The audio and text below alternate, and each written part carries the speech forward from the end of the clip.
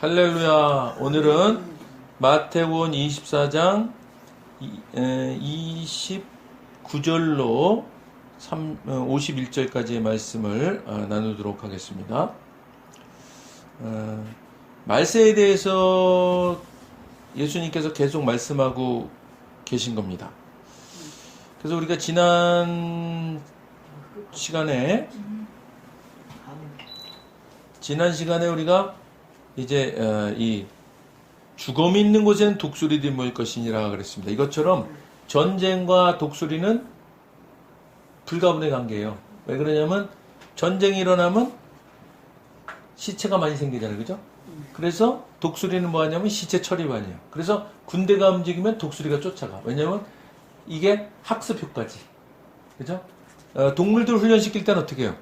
밥 먹이 가지고 하잖아요. 그죠? 먹이 가지고. 그러면 계속 반복되면 동물들은 이제 반복되는 훈련을 통해서 이제 내가 이렇게 하면 뭐 이렇게 먹을 수 있다. 또 뭐가 나오면 내가 이렇게 뭐 한다. 이런 게 된단 말이에요. 반복적으로. 그런 것처럼 이 독수리들이 모이는 것에는 이 전쟁이 있다는 얘기예요. 그런 것처럼 예수님이 재림하시는 것도 당연하게 이렇게 알게 된다는 거예요. 그죠? 군대가 움직이면 독수리들 모이고 이런 게 이게 너무나 당연한 걸로 그런 것처럼 이제 징조가 그렇게 우리가 알게 되는 것이다 그 말입니다. 오늘 29절 이래잖아요. 그날 환란 후에, 그러니까 이런 환란 후에 즉시 해가 어두워지며 달이 빛을 내지 아니하며 별들이 하늘에서 떨어지며 하늘의 권능들이 흔들리로다 그랬습니다. 그러니까 이게 여기서 지금 해, 달, 별 이런 것들이요 뭔가 징조를 보인다는 거예요. 징조를. 그런데 하늘의 권능들이 흔들리리라 그랬어요. 이 하늘의 권능이라는 말이 원래 권능이라는 말은 두나미스라는 말로 원래 이게 뭐 통치자의 권력, 권세 이런 걸 나타내는데요. 여기서 말하는 지금 하늘의 권능은 뭐냐면 해달별과 같은 우주 전체를 말하는 거예요. 그러니까 다시 말하면 환란 후에 뭐가 생긴다고요? 하늘의 그 모든 우주 전체가 다 흔들리는 이런 일들이 일어난다. 이거 징조로 우리가 말세에 우리 살아있을 때 있다면 우리가 이걸 볼 수 있는 거예요. 그러니까 이건 뭐예요? 너무나 사람들이 당연히 알 수 있죠. 그죠? 당연히 알 수 있는 거예요. 자, 그리고 그때 인자의 징조가 하늘에서 보이겠고, 예수님이 재림하신다는 그 징조가 하늘에서 보인다 이 말이에요. 그때 땅의 모든 족속들이 통곡하며, 그러니까 이게 뭐예요? 이제 모든 사람들이 예수님이 오시는구나 라고 알 수 있다는 거예요. 그러니까 말씀을 들었던 사람들이 뭐예요? 이게 말세라는 걸 알게 되면서 모든 족속들이 통곡하는 일이 생긴다. 그러니까 이제 끝났구나 라는 절망과 또 내가 이 잘못된 삶을 살았구나 라는 후회의 그런 통곡들을 하게 된다는 거예요. 특히 유대인들이 이런 일이 일어날 것이다 라고 이렇게 보는 거예요. 자, 그리고 그들이 인자가 구름을 타고 능력과 큰 영광으로 오는 것을 보리라 그랬습니다. 이게 뭐야? 모든 지구상에 있는 사람들이 예수님이 구름을 타고 능력과 큰 영광으로 오는 것을 보신다는 거예요. 그죠? 본다는 거예요. 이게 어떻게 보는 건지 우리가 알 수가 없어요. 근데 하여튼 여기 있다 저기 있다 쫓아가지 말라 그랬잖아요. 그죠? 그건 뭐야? 모든 인류 사람들이 볼 수 있는 방법으로 오신다. 구름을 타고 오신다.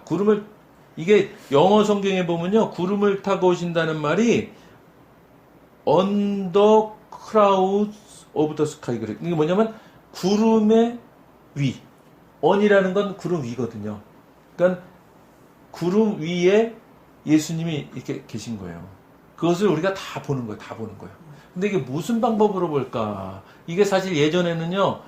이렇게 인류 전체가 볼 수 있는 방법이 뭐가 있지? 그렇게 생각을 해봤어요. 그래서 텔레비전으로 중계방송하나? 그랬어요. 그런데 지금은 이제 텔레비전보다 더 모든 사람들이 볼 수 있는 방법은 스마트폰이요. 그죠? 근데 사실 이건 정확하진 않아요. 그런데 생각해 보는 거예요. 지금 스마트폰 거의 한 사람이 한 명씩 들고 있잖아요. 그래서 하여튼 어쨌든 꼭 스마트폰이라는 것이 아니라 어쨌든 예수님이 재림하시는 것은 누구든지 볼 수 있는 방법으로 오신다. 그렇게 생각하면 돼요. 그러니까 미혹되지 말라는 거예요. 그리고 그가 큰 나팔 소리와 함께 천사들을 보내리니 그들이 그의 택하신 자들을 하늘 이 끝에서 저 끝까지 사방에서 모으리라 그랬습니다. 그러니까 나팔 소리가 나면서, 이게 나팔 소리가 난다는 것은 계시록에 있는 대로예요. 이 말세에 나팔 소리가 납니다. 그리고 택하신 자들을 하늘 이 끝에 저까지 사방에서 모으신다. 이거 뭐 택한 자들 누구예요? 13절에 끝까지 견뎌낸 자들을 얘기하는 거예요. 그러니까 예수를 굳굳하게 붙잡고 있는 자들, 다시 말하면 휴거되는 사람들 말하는 거예요. 우리 만약에 살아있을 때 예수님이 재림하신다면 휴거될 줄로 믿습니다. 할렐루야. 예. 그런 전 세계에 있는 모든 사람들이 휴거되는 그 사항을 지금 31절에 표현하고 있는 거예요.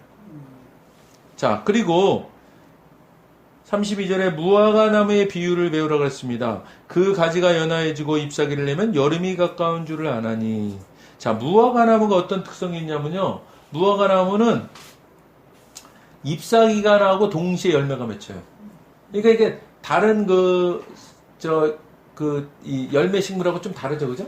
꽃이 핀 다음에 그 꽃 뒤에 봉우리가 생기면서 열매가 생기잖아요. 근데 이 무화과 나무는 잎사귀가 남과 동시에 열매가 맺혀요.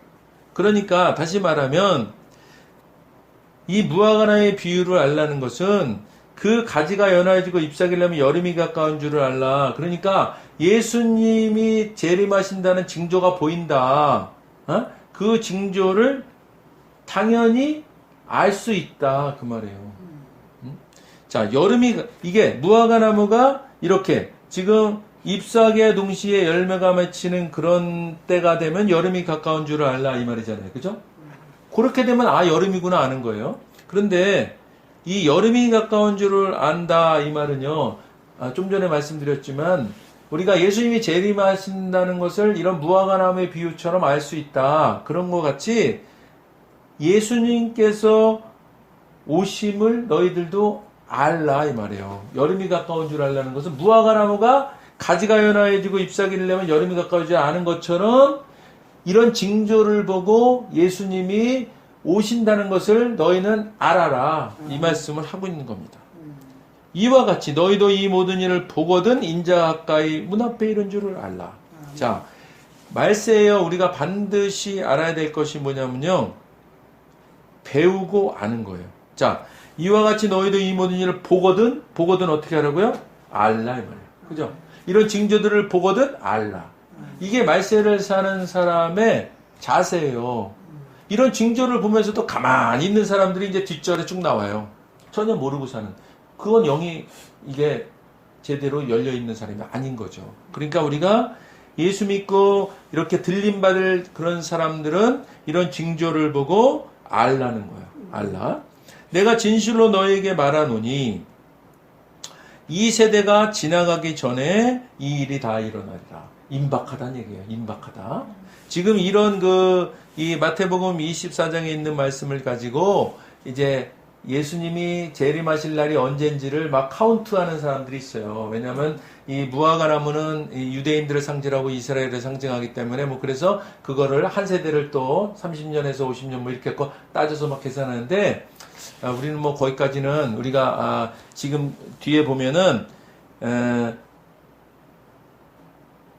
그날과 그때는 아무도 모르나니 하늘의 천사들도 주여 아들도 모르고 오직 아버지만 아신다 그랬잖아요. 그죠? 그러니까 굳이 날짜까지 알라는 노력은 할 필요가 없어요. 그건 괜한 노력입니다. 그런데 우리가 알아야 될 것은 뭐냐면 징조를 통해서 예수님이 오실, 그러니까 이제 재림하실 날이 임박했구나라는 것은 알아야 된다. 그게 깨어있는 자의 삶이라는 거예요. 그걸 알아야 돼요.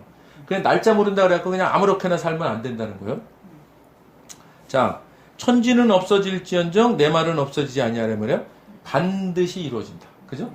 천지가 없어지더라도 하나님이 성경에 기록해 놓은 이 말씀은 반드시 이루어진다. 그러니까 종말은 반드시 있다.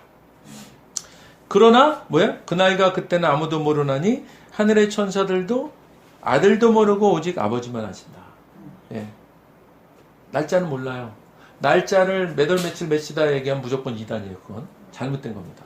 예전에 다미선 교회라 그래갖고 1980년인가? 그때 뭐 10월 30일인가 온다 그래갖고 그때 모든 재산을 다 팔고 한 곳에 모여갖고 하얀 옷 입고 막 기다렸어요. 그때 이 말씀만 제대로 알았어도 그런 일을 안 하죠. 그러니까 이단 중에 이 말세를 얘기하면서 꼭 언제쯤 이렇게 얘기하는 데 있어요. 그거는 잘못된 거야. 분명히 성경이 뭐라고 돼 있어요? 그날과 그때는 아무도 모른다. 그죠? 하늘의 천사들도 모르고, 아들도 모른다. 예수님도 모른다는 거예요. 그죠? 오직 성부 하나님만 아신다. 사실 근데 이게 이제, 우리 삼위일체 하나님이잖아요. 그죠? 성부 하나님, 성자 예수님, 그죠? 성령 하나님이잖아요. 근데 예수님 모른다는 게 사실은 말이 안 돼요. 그러니까 이건 어떤 거냐면요. 예수님 자신이 알 수 있지만은 성부 하나님과 제일 위격이잖아요. 근데 성부 하나님만 아시도록 성자 하나님은 그냥 그러니까 본인이 모르시기로 작정하신 거다. 이렇게 해석을 해야 돼요. 그러니까 몰랐다. 예수님은 모르는 상태에서 이건 아니야. 왜냐면 삼위는 일체이기 때문에. 그런데 성부 하나님의 사역, 성자 하나님의 사역, 성령 하나님의 사역이 있잖아요. 사역에서는 좀 다소 그죠? 사역들이 다르잖아요. 그런 것 같이 이거는 성부 하나님께서 이제 이렇게 예수님을 그 재림하라고 보내시잖아요. 그런 것처럼 그냥 예수님 자신은 모르기로 작정하신 이런 것이다. 이렇게 생각하시면 돼요. 자, 노아의 때와 같이 인자의 임함도 그러하리라. 이게 말세가요. 우리 한번 그 인류가 멸망받은 적이 있잖아요. 그죠? 인류가. 그게 뭐냐면 노아의 때잖아요. 노아 홍수. 그죠?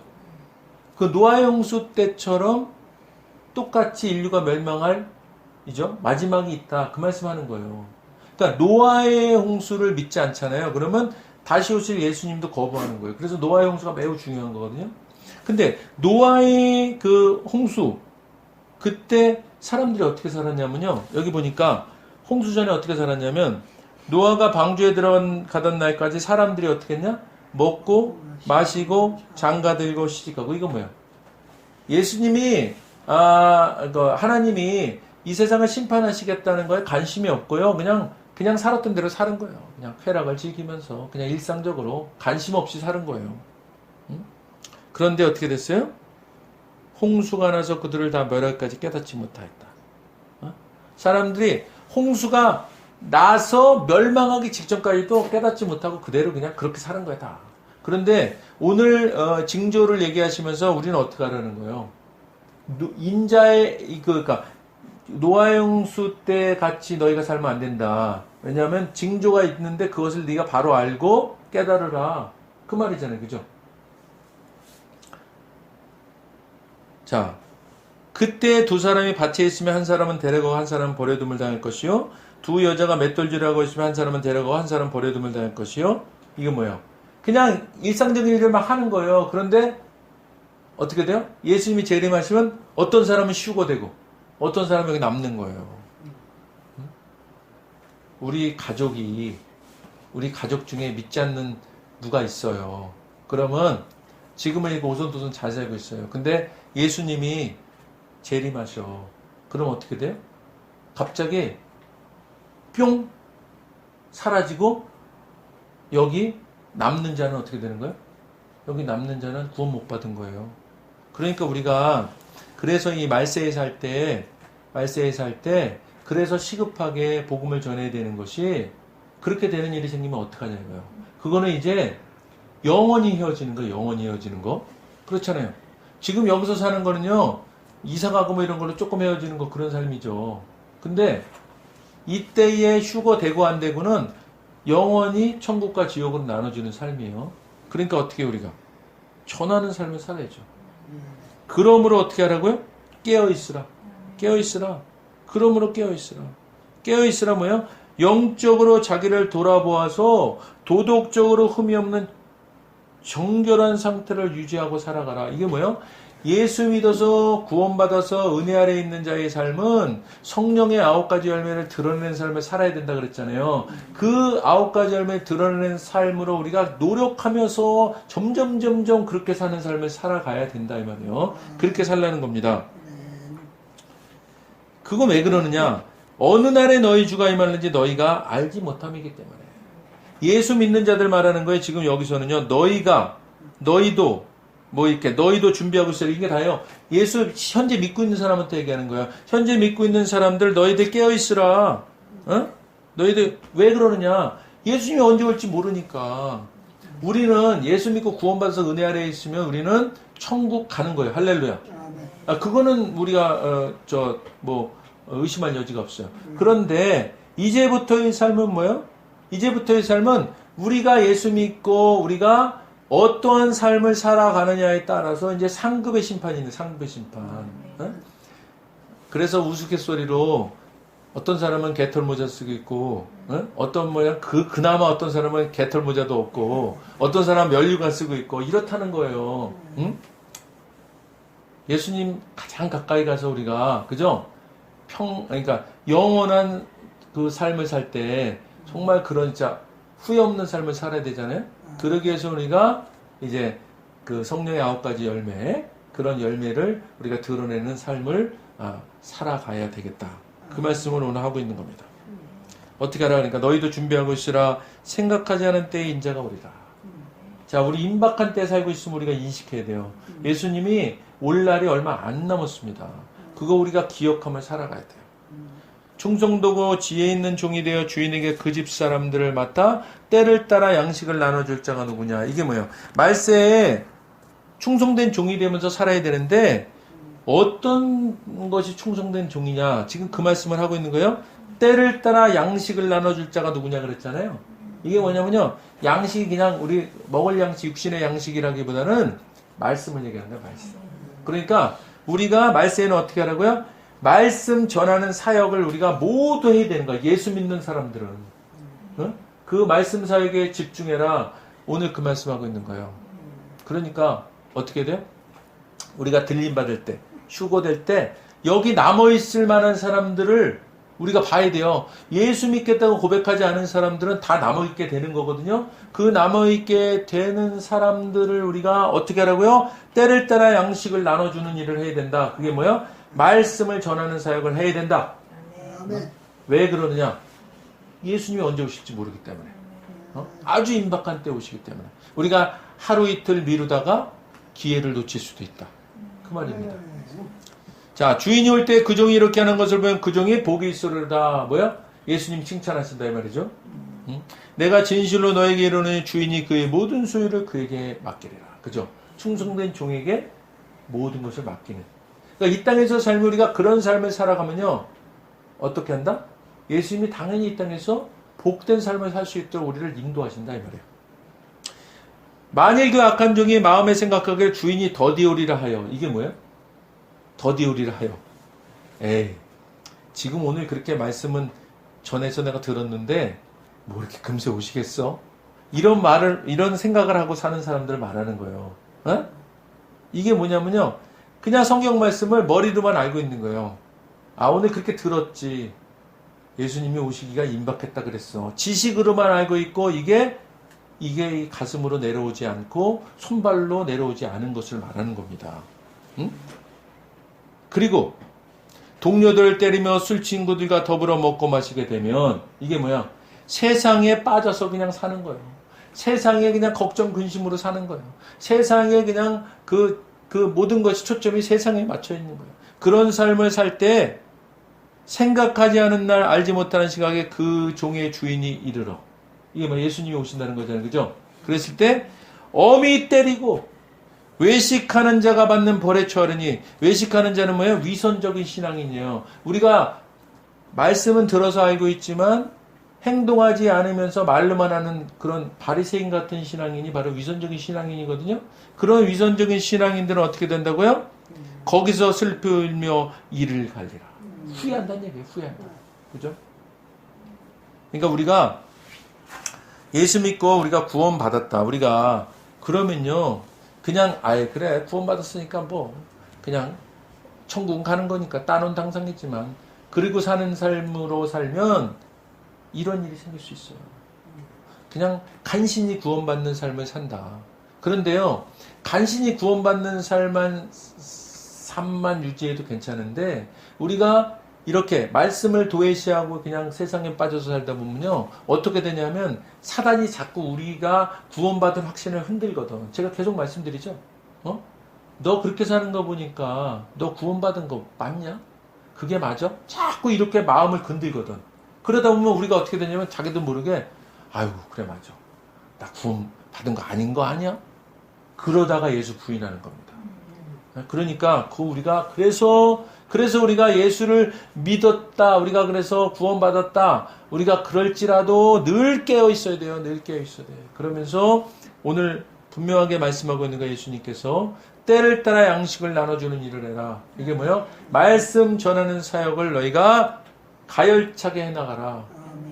오늘 이 말씀 우리가 마음판에 새기고요. 말세를 살아가는 우리의 삶 어떻게 살아가야 되는지 우리가 깨닫고 예수님께서 우리 오실 때 참 잘했다 충성된 종아 이런 소리를 들을 수 있는 저와 여러분 되기를 주님의 이름으로 축원드립니다. 아멘. 우리 오늘 말씀 생각하시면서 우리 주여 한번 부르시고 통성으로 기도하겠습니다. 주여!